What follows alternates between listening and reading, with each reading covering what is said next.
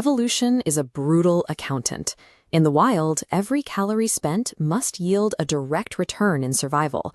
Any organism that wastes energy on useless activities is quickly selected out of the gene pool. Yet humans consistently defy this severe economy. Across every known culture, we pour staggering amounts of time and physical resources into making things beautiful for no obvious practical reason. Look at this Paleolithic horse. The hunters who made this did not just trace an outline to plan a hunt. They spent hours in deep, freezing caves applying individual strokes and texture that added nothing to the image's utility. This biological obsession with aesthetic extravagance creates a mystery. Devoting calories to pigments and patterns instead of foraging seems like a fatal evolutionary error. For decades, science assumed this drive was an unintended byproduct, a glitch in our large brains that let us push our own pleasure buttons without any biological benefit. But the modern consensus in evolutionary biology has shifted. Our impulse to embellish the world is too universal and too old to be an accident. To understand our history, we have to look for the functional survival mechanism buried inside our need for the extraordinary. We must ask why our ancestors seemingly bet their lives on the pursuit of the special. Anthropologist Ellen Dissanayake calls this making special. From tribal body paint to the architecture of our cities, humans are biologically driven to embellish the ordinary. Evolution ensures we perform life-saving behaviors by making them feel good. Pleasure is nature's way of encouraging the activities that keep us alive. Early humans applied this principle to tools and rituals. By adding rhythm and pattern to manual labor, they made exhausting tasks memorable and highly desirable.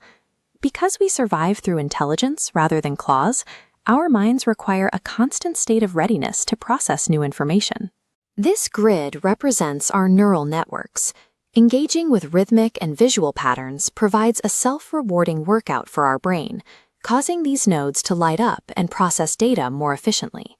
Making special is the biological incentive that forces us to continuously upgrade our cognitive software.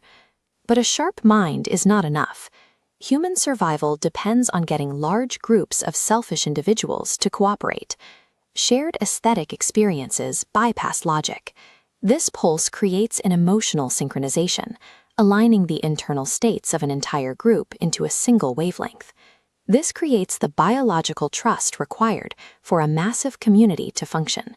It transforms vulnerable, separate people into an unbreakable unit. Stories serve as a low-risk simulator. In fiction, we practice surviving life's most lethal dangers and social complexities from the safety of our imagination. These spectacles and narratives are the primary tools that take a fragile species and turn it into an indestructible cooperative force. Modern survival is no longer about evading predators. It is about navigating massive social upheavals and technological shifts. This has moved the survival arena to imaginal politics, the contest over what a society believes is possible or inevitable. Art's function here is to shatter the illusion of the status quo and make our current reality seem strange and questionable.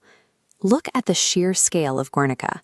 It creates an inescapable confrontation with industrialized war, achieving a visceral impact that data cannot reach.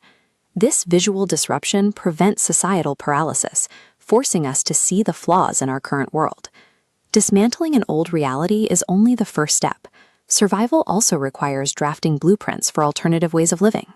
In this image of the Occupy movement, we see collective imagination staging alternative civic models and prefiguring realities that reject the economic default.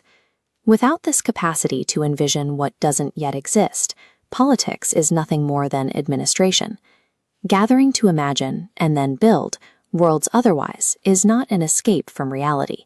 It is the primary capacity that allows our species to question its structure and recreate itself.